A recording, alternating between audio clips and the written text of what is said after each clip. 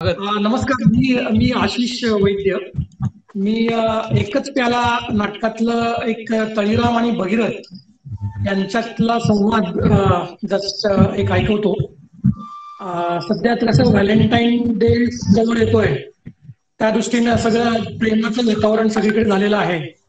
तर तसंच भगीरथ आणि तळीराम यांच्यामध्ये डिस्कशन असं चालू आहे की प्रेम म्हणजे काय, किंवा प्रेमात काय होतं, लग्न झाल्यावर काय असायला पाहिजे.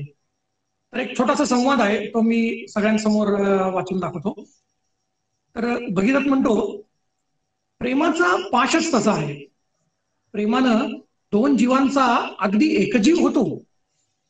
तळीराम म्हणतो, दोन जीवांचा एकजीव होत नाही भगीरथा, पण एका जोडप्याच्या दोन जीवांपासून 10-15 जीवांचं लटांबर मात्र उत्पन्न होतं.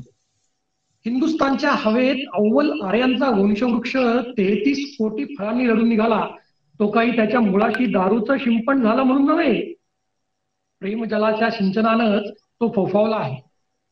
तसं म्हणाल तर जीव कमी करण्याच्या बाबतीत सुद्धा मदिरात जास्त ठरेल. असं दोन जीवांचा एकजीव करण्यासारखं अर्धवट काम करत नाही ती. मदिरेनं आजपर्यंत असे कैक जीव अजिबात नाहीसे केले आहेत. भगीरथ म्हणतो, मग प्रेमामुळं हल्ली जो प्रीती विवाहाचा प्रघात पडतो आहे त्याला तुम्ही प्रतिकूलच असाल. तळीराम म्हणतो, रंगभूमीच्या आणखी प्रेक्षकांच्या मध्ये दिव्यांची एक धगधगीत अग्नरेषा असते. नाट्यसृष्टीची ही मर्यादा ओलांडून प्रीतिविवाह सत्यसृष्टीत उतरला म्हणजे त्याचे पोरखे निम्मे दरानं सुद्धा पाण्याच्या लायकीचे नसतात. लोक म्हणतात नाटक हे संसाराचं चित्र आहे, पण मी म्हणतो हल्ली संसार हेच नाटकाचं चित्र बनत चाललं आहे. प्रीतिविवाहाच्या पूर्वार्धाचा उत्तरार्धाशी काडी इतकाही संबंध नसतो, किंबहुना काडी इतकाच संबंध असतो. प्रीतिविवाह हा द्वंद्व मास असून वकिलामार्फत त्याचा विग्रह करून घ्यावा लागतो.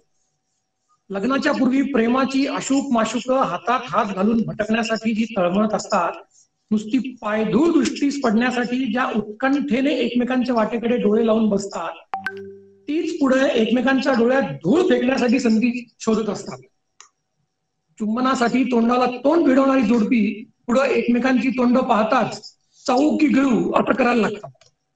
आणि दुसऱ्याच्या आधाराचं आपल्या दातांनी खंडन करण्याचं पर्यवसान आपल्याच ठिकाणी दातोट खाण्यात होत जातं. धन्यवाद.